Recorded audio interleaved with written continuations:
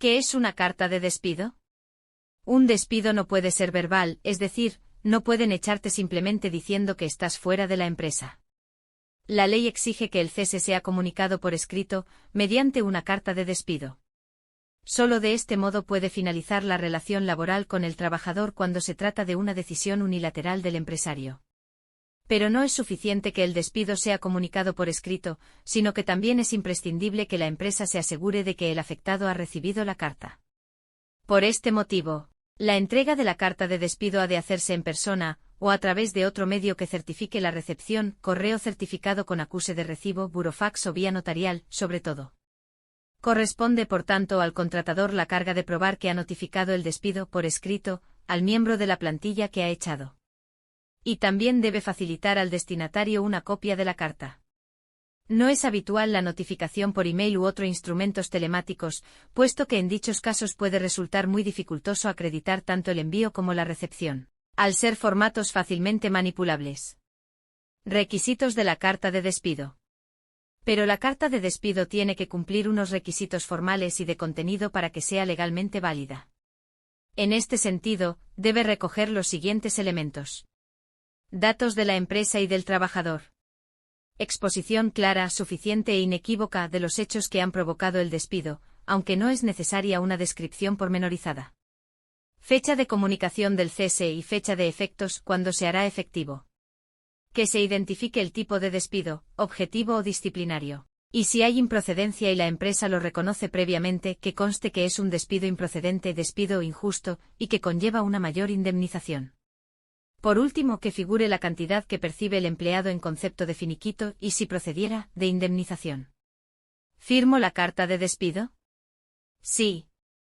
Como avanzábamos en la introducción de este post, hay que firmar la carta de despido.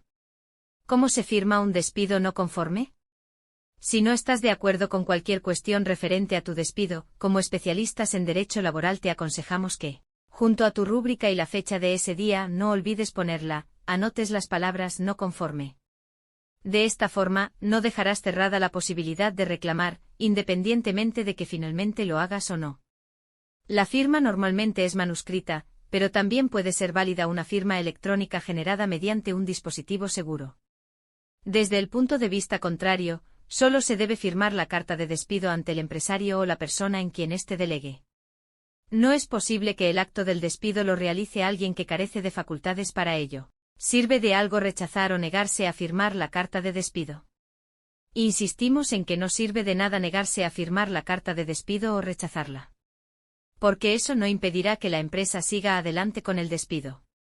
De hecho, cualquier abogado especialista en derecho laboral te dirá que negarse a firmar la carta no es buena idea, siendo mucho más recomendable que firmes.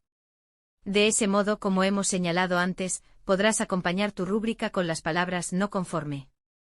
Antes de la carta, ¿la empresa da preaviso de 15 días? El empresario solo está obligado a darte un preaviso de 15 días si se trata de un despido objetivo. Y en dicho supuesto, se debe seguir yendo a trabajar. Pero si es disciplinario, no te darán ese preaviso de 15 días.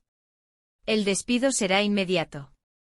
Recuerda que el despido objetivo se produce si el negocio atraviesa una mala situación económica, entre otras posibilidades. Pero en cualquier caso, en un cese objetivo el trabajador no es culpable.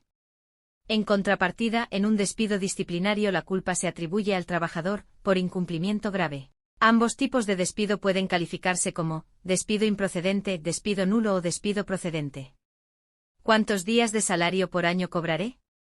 Una vez que el despido sea comunicado por escrito, el empleado debe recibir el finiquito, que son determinadas cantidades ya generadas pero que aún no se han percibido, vacaciones no disfrutadas, horas y pagas extra no abonadas, más el sueldo correspondiente al último mes, entre otros conceptos.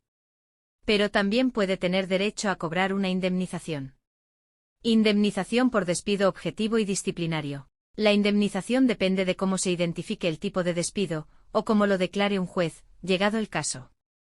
Tras un despido objetivo, la indemnización es de 20 días de salario por año, a no ser que un magistrado, o el propio empresario, que tiene la facultad para hacerlo, determine que es improcedente, ya que entonces la cuantía indemnizatoria será de 33 días por año. O incluso de 45 por los periodos trabajados antes del 12 de febrero de 2012.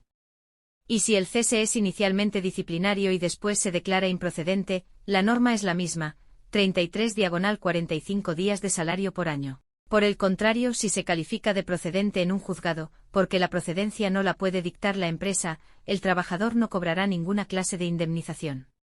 ¿Cómo impugnar o reclamar un despido? 1. Presentar la papeleta de conciliación.